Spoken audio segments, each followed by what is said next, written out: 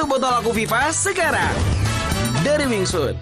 Bagi kaum hawa, payudara bukan hanya simbol feminitas. Merawat dan menjaga kesehatannya bukan sekadar pilihan, tapi keharusan.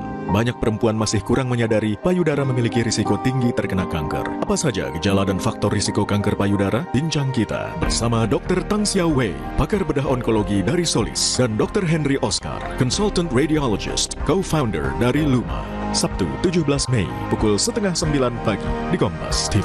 Dipersembahkan oleh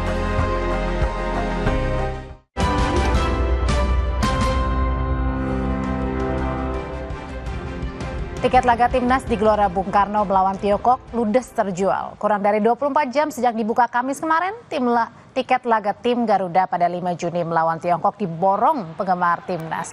Namun saudara, jika biasanya kuota tiket yang dibuka mencapai 70.000, kali ini harus berkurang 15% akibat sanksi dari FIFA imbas pertandingan lawan Bahrain Maret lalu.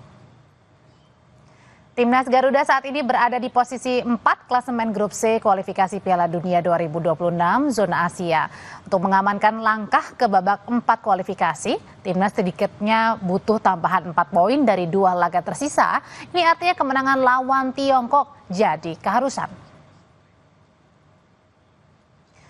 Barcelona sah menjadi jawara La Liga Spanyol musim 2024-2025.